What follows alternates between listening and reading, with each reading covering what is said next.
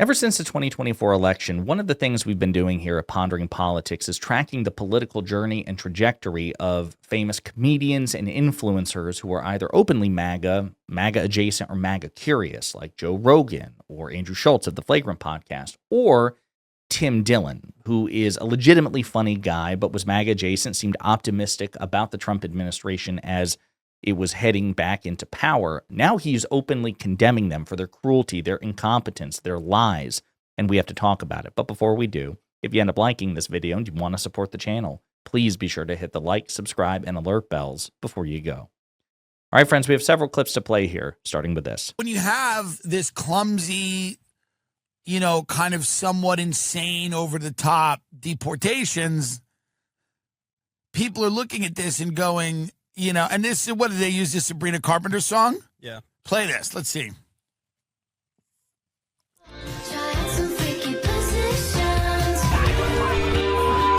Have you ever tried this one? Have you ever tried this one? Have you ever tried this one?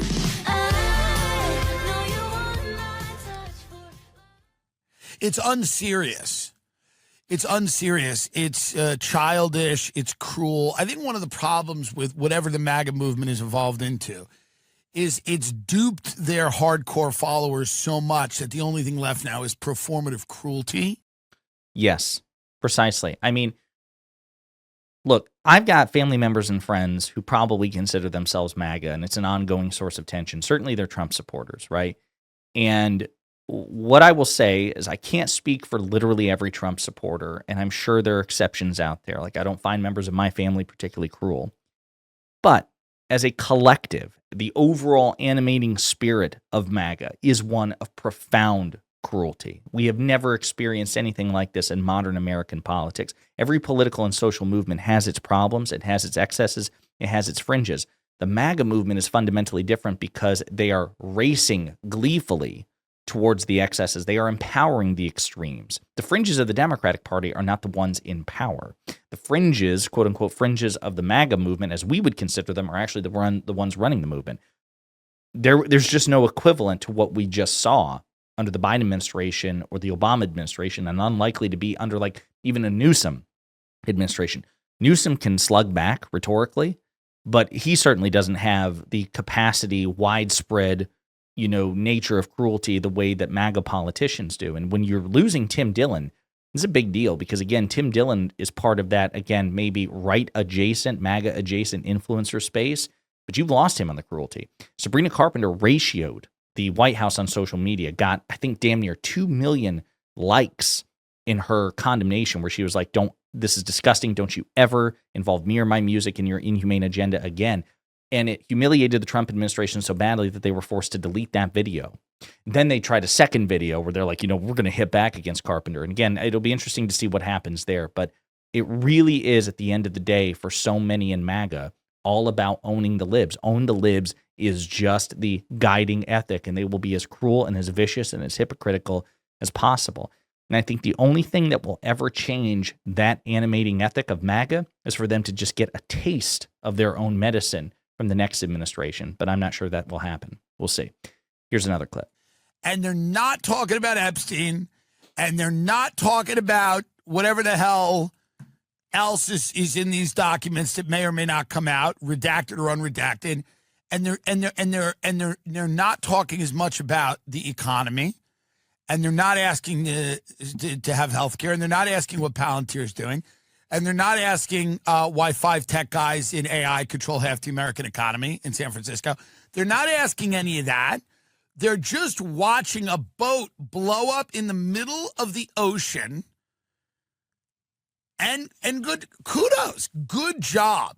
You know your audience, and this is exactly what had to be done. This is exactly what had to be done.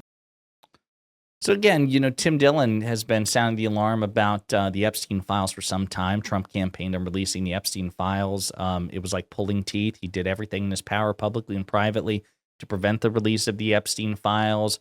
But against his wishes, a discharge petition was successful, demanding that the Epstein files be released. It was passed by both chambers. Trump reluctantly signed it into law, even though he could have snapped his fingers and released the files that day. Looks like they're going to try to slow walk the files every step of the way that they can. So it's not the end of the story at all. The economy is still the most important issue, followed by healthcare. But again, they're hoping to distract their base with bullshit culture war issues, even if it involves war crime and murder. And that will certainly, satisfy the MAGA base, but it won't for the broader Trump coalition that Trump needed to get back into power and that Republicans need to stay in power in 2026. And Democrats should be relentless in exploiting this political foolishness of the Trump administration. I don't know. What is Pete Hegseth doing? He's killing a fisherman there in Venezuela. But we'll get into that. He just wants to kill people, that guy. Have you seen that guy's face? Yeah, Hegseth's a sociopath. He really is. He served in the military at a relatively low rank. He didn't have any sort of like command or administrative experience whatsoever. He has long documented abuses of alcohol. He's had, let's just say, put it charitably, according to multiple accusers, very questionable interactions with women during his career in the private sector. He was a Fox News host, and he was chosen for. He's a good-looking guy, and he's good by Trump standards on TV, right? He's all about owning the libs and attacking the media and attacking Democrats and hating half this country. But there's just a bloodlust in this guy. He has been an advocate for war criminals in the past. He successfully convinced the Trump administration in the first term to pardon some war criminals in the United States. He's just all about murder and war crime. And, the next Democratic administration should relentlessly investigate Pete Hegseth, 100%. Of course, I expect out the door Trump will pardon him at the end of the second administration, but Democrats need to put a microscope up his ass for the rest of his life. I mean, he's a disgusting, terrible, morally inferior person. And we're going to have 3 more years of this sort of abject cruelty. Here's another clip. What are we doing? I mean, nobody knows what we're doing. I don't think anybody knows what we're doing here. But I guess Pete Hegseth, our Secretary of War, is kind of denying that he committed a war crime because people are now saying that top Republicans have joined Democrats in demanding answers about the escalating military campaign the Trump administration says is aimed at targeting drug traffickers. So here's the thing. The remarks came in response to a Washington Post report on Friday that said the Defense Secretary, Pete Hegseth, had given a verbal order to kill everyone aboard boats suspected of smuggling drugs, and that this led a military commander to carry out a second strike to kill those who had initially survived an attack in early September. Obviously, if that occurred, that would be very serious, and I agree that would be an illegal act. Representative Mike Turner, Republican of Ohio and former chairman of the Intelligence Committee, said on Face the Nation.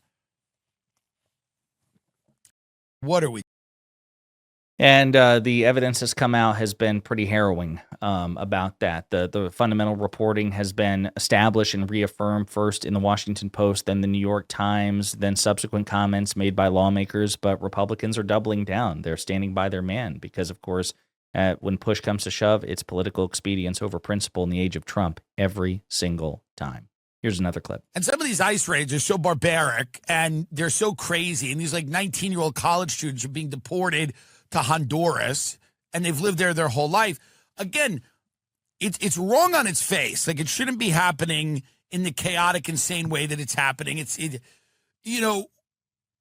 When you look at someone, a grandmother, get handcuffed and zip-tied and thrown into a car by a bunch of masked psychopaths, not only is that wrong, and some of these...